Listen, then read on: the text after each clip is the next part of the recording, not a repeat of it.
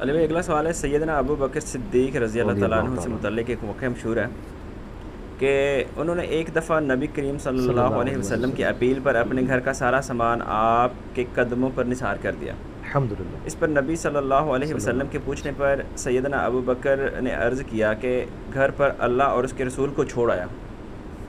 یہ حدیث کسی بک میں ہے؟ اور اگر ہے تو یہ حدیث اصول محدثین پر صحیح ہے یا ضعیف ہے؟ حدیث بالکل صحیح ہے جی، اور یہ سیدنا ابو بکر صدیق رضی اللہ تعالیٰ عنہ علیہ السلام کی شان میں چند بڑی احادیث میں سے ایک حدیث ہے. یہ حدیث جامعہ ترمذی میں موجود ہے اور امام ترمذی نے خود اس حدیث کو کہا ہے ھذا حدیث حسن صحیح، یہ صحیح حدیث ہے.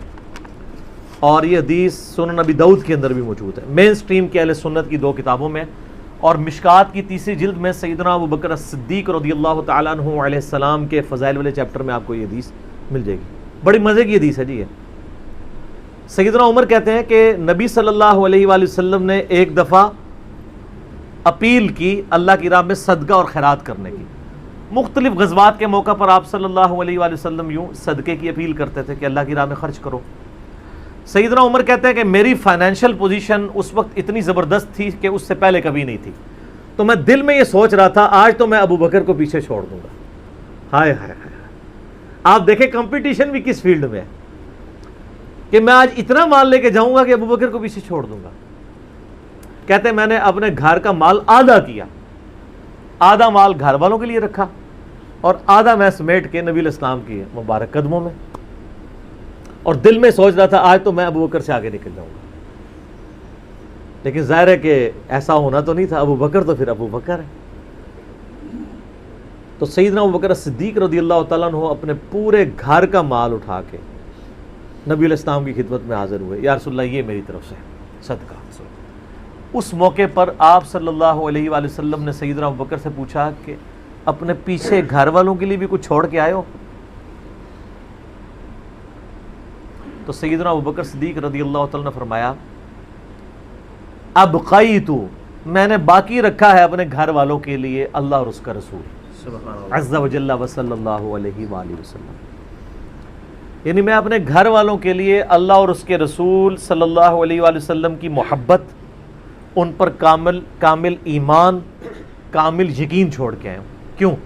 سورہ توبہ کی آیت ہے کہ اللہ تعالیٰ نے مومنین کی جانیں اور مال جنت کے بدلے میں خرید لی ہیں، لہٰذا اہل ایمان خوشیاں مناؤ اس بیع کے اوپر، اس بیع پہ.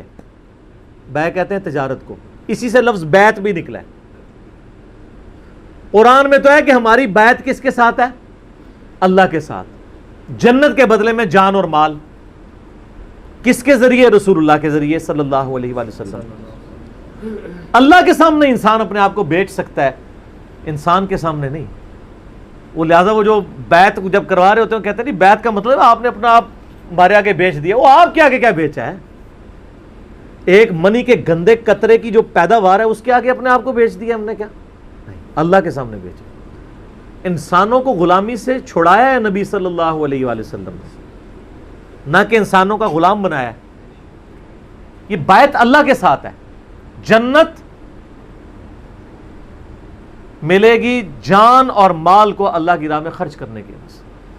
تو سیدنا ابو بکر نے کہا کہ میں اللہ اور اس کا رسول باقی چھوڑ آئے ہوں. اچھا، اس سے ہمارے بریلوی بھائیوں نے رزلٹ نکالا کہ نبی صلی اللہ علیہ وسلم حاضر و ناظر ہیں. شکر ہے کہ گوروں کو اردو نہیں آتی اور ان کو انگریزی نہیں آتی، ورنہ وہ لٹریچر کے ان الفاظ کا مذاق اڑاتے ہیں. یہ تو حضرت بکر کے بھی دماغ میں نہیں تھا کہ حاضر و ناظر کسی نے نکال لینا ہے. یہ تو لٹریچر کی زبان میں بات ہو رہی تھی کہ میں اللہ اور اس کا رسول چھوڑا ہے. فزیکلی چھوڑنے کی بات نہیں ہو رہی تھی، نہ حاضر و ناظر نہ روحانی طور پہ. یہی بات ہو رہی تھی کہ اللہ اور اس کے رسول پہ جو ایمان ہے وہ ہمیں کافی ہے، اللہ تعالیٰ ہمیں اور دے گا. یہ ان کے دماغ میں نہیں تھا. پھر بھی اگر وہ کہتا نہیں اس سے مراد فزیکلی چھوڑنا ہے تو پھر تو ان کا عقیدہ بھی خراب ہو جائے گا. یہ تو ایون کہتے ہیں کہ آپ اللہ تعالیٰ کو عرش پہ مانیں تو یہ اس کے لیے مکان آپ مخصوص کر رہے ہیں، اور یہ عقیدہ شرک ہے. حنفی کہتے ہیں، وہ کہتے ہیں اللہ تعالیٰ زمان و مکان سے پاک ہے. تو اگر عرش پہ اللہ کو مانے تو یہ کہتے ہیں یہ تو گستاخانہ عقیدہ اور کفری عقیدہ ہے. اور حضرت ابوبکر کہہ رہے ہیں میں گھر میں اللہ کو چھوڑ کے آیا ہوں. تو گھر مکان ہے کہ نہیں؟ بالکل. تو ان کے نزدیک تو ابو بکر بھی پھر کافر ہو جائیں گے نعوذ باللہ، کیونکہ انہوں نے بھی تو مکان ثابت کیا نا اللہ کے لیے. کہتے ہیں نا اللہ نام مکان ہے، اللہ کے لیے کوئی مکان نہیں ہے. یہ میں ان کا عقیدہ بتا رہا ہوں. تو پھر وہاں پھر آپ کو کہ نہیں یہ تو محاورتاً بات ہوئی ہے کہ اللہ اور اس کا رسول چھوڑا ہوں. یہ میں پھکی ساتھ دیتا ہوں. سر پھکی جو ہوتی ہے نا، جب کوئی علمی بات سنے نا اور آپ کے نظریات کے خلاف ہو تو پیٹ میں مروڑ اٹھتا ہے. تو ساتھ ہی جب ہم پھکی دیتے ہیں نا وہ مروڑ ٹھنڈا ہو جاتا ہے. یہ جو مروڑ اٹھا ہوگا نا وہ ساتھ ہی ٹھنڈا ہو جائے گا. آپ نے ان کو کہنا ہے کہ تو آپ کا بھی عقیدہ نہیں ہے کہ اللہ تعالیٰ حضرت ابوبکر کے مکان کے اندر ہے، کیونکہ آپ تو کہتے ہیں اللہ کے لیے مکان ثابت کرنا تو کفر ہے. تو پھر کیا؟ تو پھر آپ کو وہی معنی کرنا پڑے گا جو ہم کر رہے ہیں. یہ لٹریچر کی زبان میں بات ہو رہی ہے کہ میرے لیے اللہ اور اس کا رسول ہی کافی ہے. اچھا یہ دیکھیں ان لوگوں نے پھر اس سے نا بڑی اور چیزیں بھی نکالی. وہ سورہ الزمر کی آیت ہے نا، الیس اللہ بکاف عبدہ، کیا اللہ اپنے بندے کے لیے کافی نہیں ہے؟ تو اہل حدیثوں نے اس کے سٹیکر چھپوا کے لگائے مختلف جگہ پہ. ان کی انٹینشن کوئی غلط نہیں تھی، لیکن اب جو بزرگوں کے بابوں کے ماننے والے ہیں انہوں نے کہا کہ جی جناب یہ تو مصیبت کھڑی ہو جائے گی، ہم نے تو بزرگوں کو بھی پکارنا ہے، یہاں تو صرف اللہ ہے. حالانکہ انہوں نے یہ نہیں دیکھا یہ تو قرآن کی آیت ہے، سورہ الزمر کی پارہ نمبر 24 کے پہلے صفحے کے اوپر، الیس اللہ بکاف عبدہ، کیا اللہ اپنے بندے کے لیے کافی نہیں ہے. انہوں نے اس کے مقابلے پہ سٹیکر چھاپے کہ میرے لیے اللہ، اس کا رسول، بزرگان دین، فلاں فلاں فلاں، جتنی وہ انہوں نے لگانی ہوتی ہیں نا وہ کافی ہیں. اور نیچے حدیث لکھی کہ حضرت بکر صدیق جب گھر کا سارا سامان لے کے آئے تو نبی علیہ السلام نے پوچھا باقی کیا چھوڑ آئے ہو؟ تو انہوں نے کہا میرے لیے اللہ اور اس کا رسول ہی کافی ہے. پہلی بات ہے یہ حدیث کے الفاظ ہی نہیں ہیں. انہوں نے کہا تھا میں اللہ اور اس کے رسول کو چھوڑ آیا ہوں. اس کا بالمفہوم ترجمہ آپ بنا سکتے ہیں، لفظی ترجمہ یہ تھا. لیکن چونکہ انہوں نے کافی کے مقابلے پہ کافی کرنا تھا نا تو ترجمہ چینج کیا. پہلی تو یہ ڈنڈی ماری، اور وہ تو اب ڈنڈی ہم نے اللہ کی وجہ سے ختم کر دی ان کی. میرا اس پہ کلپ بھی ایک ریکارڈ ہو چکا ہے، میرے لیے اللہ اور اس کا رسول کافی ہے. ہم مانتے ہیں اگر آپ دینی تعلیمات کی بات کریں تو ہمارے لیے اللہ اور اس کا رسول، نبی علیہ السلام کے صحابہ، آپ کے اہل بیت، تابعین، تبع تابعین، صحیح العقیدہ مسلمان سارے ہمارے لیے کافی ہیں.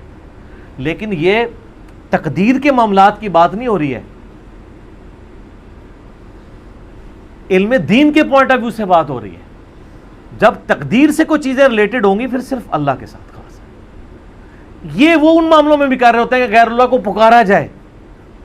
یعنی آپ جو اللہ کے ساتھ عقیدہ رکھے ہیں نا کہ اللہ تعالیٰ آپ کی مشکل پریشانی حل کرتا ہے، ایاک نعبد و ایاک نستعین، وہ یہ عقیدے اپنے بابوں سے ریلیٹ کرنے کے لیے نا تو یہ پھر چیزیں گھڑتے ہیں اور اس میں اس طرح کی پلی لیتے ہیں.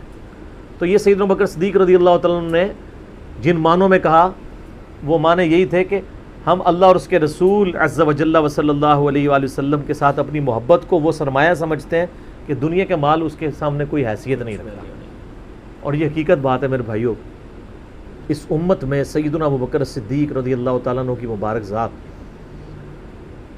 نبی صلی اللہ علیہ وآلہ وسلم کے ساتھ اور اللہ کے ساتھ کمٹمنٹ کی ایک اعلیٰ ترین مثال ہے.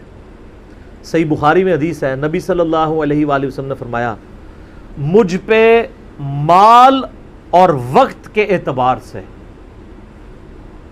تمام مخلوق میں سب سے زیادہ احسان ابو بکر کے ہیں.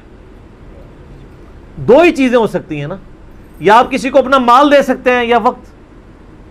وقت زندگی، آپ بھی وقت دے کے یہاں بیٹھے ہوئے نا، یا مال خرچ کریں گے یا وقت. ایون جو مال بھی آپ خرچ کر رہے ہیں وہ بھی وقت ہی ہوتا ہے، کیونکہ وقت لگا کے آپ نے مال کمایا ہوتا ہے.